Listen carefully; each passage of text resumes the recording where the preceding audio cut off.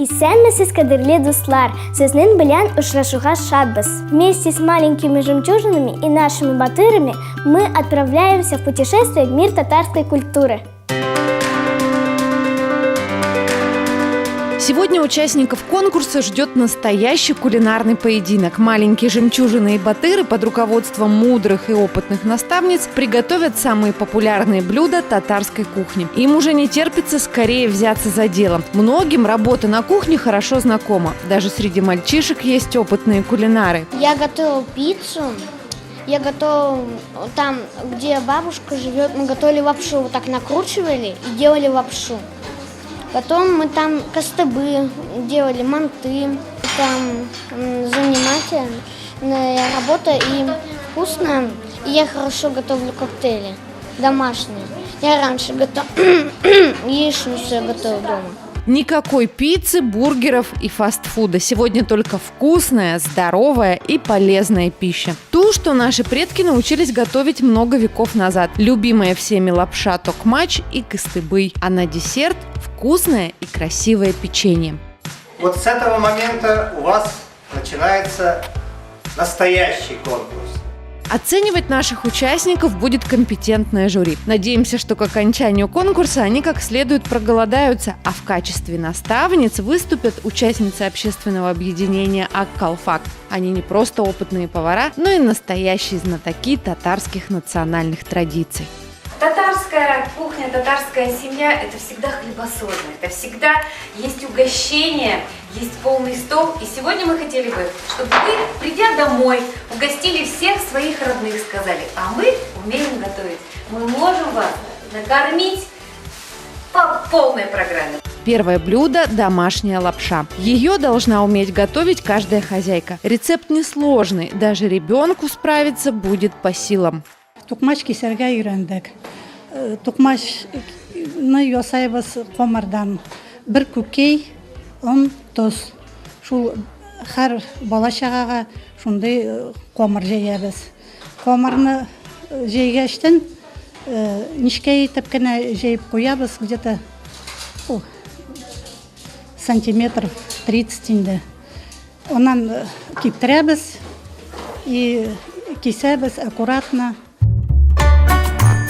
Итак, за дело. Скалка – один из главных инструментов повара. Тесто мягкое и податливое, так что больших усилий от участников не потребуется.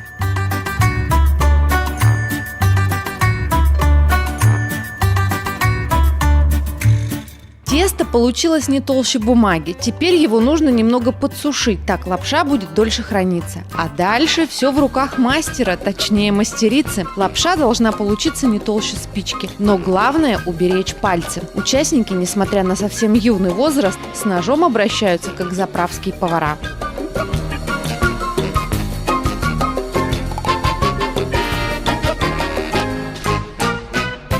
Наша ведущая с этим заданием тоже справилась на отлично. Помог опыт участия в конкурсе. Для сытного и ароматного супа все готово. Теперь приступаем ко второму блюду. И это знаменитый татарский кыстыбый. Кастыбый – это такая лепешка с начинкой картофелем. Армянский жингалов хац, северокавказские хычины, азербайджанские кутабы, индийский парадха, дагестанские чуду, турецкие гезлеме, мексиканские тортильи. Этот список можно продолжать до бесконечности. Лепешки с начинкой есть почти в каждой кухне мира. У татар это кыстыбый. Его готовят с отварным пшеном или картофелем. Бәрәңгә кыстыбый ясар өчен безгә башта камыр кирәк. Камырны без басабыз. Һәр бер өлкәләрдә төрлечә басалар. Без менә үзебезнең Башкир ягыннан чык басалар. Без әни әти безне ничек өйрәткән, без шулай ясайбыз. Бер стакан сөт алабыз, бер стакан су алабыз. Шуңарга әз генә или көнбагыш мае салабыз, или сыер мае эретеп салабыз. Әз генә сода, туз салабыз. Тукмаш камыры кебек итеп каты итеп камыр басабыз. Һәр бер камырны уже кисәкләргә бүлеп, тышкылыгын тышын ясыйбыз. Без аның тышын коры табада ике яклап киптереп алабыз. Безнең камырыбыз әзер була. Аның уртасына бәрәңгедән можно пшенодан да ясайлар. Начать лучше с начинки. За время приготовления теста и лепешек картофель как раз сварится. Участники конкурса разделились на две практически равные группы. Те, кто уже пытался чистить картошку, и те, кто это будет делать впервые в жизни. Я дедушке помогал картошку чистить.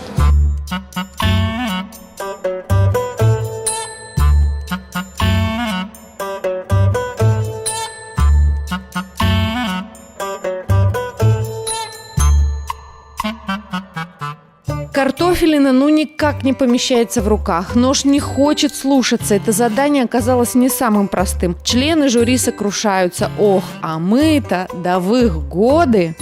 У меня родители в 2 смены работали. Было время, когда я как бы одна оставалась, и мне казалось, что именно я должна накормить семью, вот они придут сейчас. И вот почему я и детям сейчас сказала, что главное, чтобы из такой картошки не получилась вот такая. Это мне папа говорил. Картошки много, но все-таки должно хватить на всех.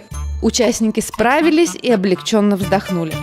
Но расслабляться пока рано. От следующего этапа зависит, насколько красивым получится кыстыбый. Им необходимо раскатать лепешку правильной формы.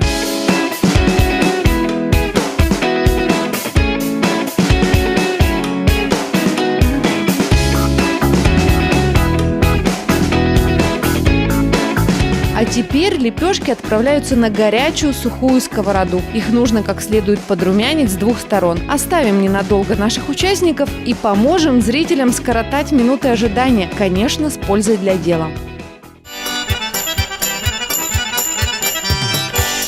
В прошлой программе мы вам рассказывали о Габдуле Тукае. Пора обратиться к его сказкам «Коза и баран». Это очень интересная и поучительная история. Кстати, ее главные герои тоже умели готовить. Волки варят кашу, оказывается, и такое бывает. Стихотворение «Коза и баран» Габдулла Тукай написал по мотивам народной сказки. Вот уж пример того, как не стоит терять самообладание в сложной ситуации и как находчивость может спасти жизнь. Козе и барану пришлось покинуть хозяев, кормить животных было нечем. На дороге они нашли голову волка и прихватили с собой на всякий случай. Случай представился быстро. Вид грозных животных в ожидании ужина кого угодно способен обратить в бегство, но только не наших находчивых героев. Смотрите сами, что было дальше. Барша бүре куркуыннан шашып кала.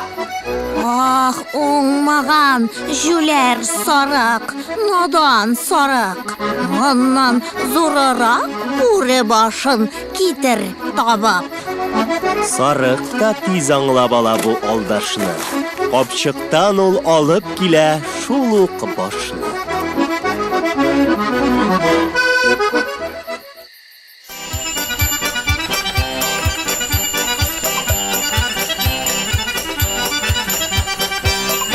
Ничек качык, ничек табык качу юлын.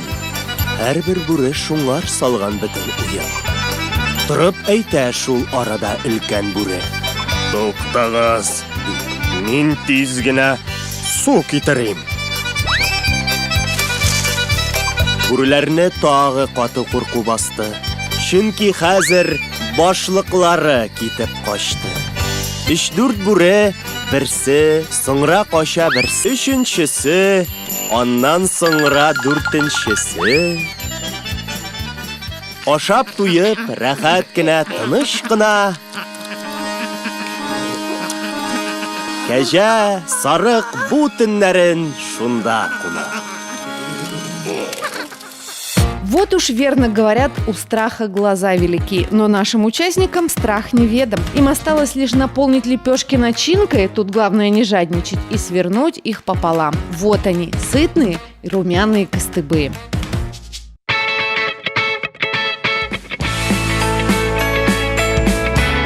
А теперь самое сладкое задание – украсить национальным орнаментом песочное печенье. Это не так просто. Действовать нужно быстро, точно и аккуратно. Цветная глазурь не простит ошибки, но не менее важна и творческая фантазия. И порой невозможно предугадать, куда она приведет автора. Ну, сначала я хотела сделать цветочек, потом я хотела сделать какой-нибудь узор. У меня получилось как будто елка. Потом я сделала татарский флаг, вот накрасила бусиной. Они могли бы сказать: мы еще не волшебники, мы только учимся, но их работы и есть самое настоящее волшебство. Из, казалось бы, самых обычных продуктов, которые есть в запасе у каждой хозяйки, маленькие дети приготовили самый настоящий обед. Результатом конкурса и участники, и члены жюри остались довольны. Национальная кухня – это очень важная часть культуры каждого народа. И через кулинарные традиции, через национальные блюда мы можем многое узнать и об истории народа, и о том укладе жизни, который вели наши предки.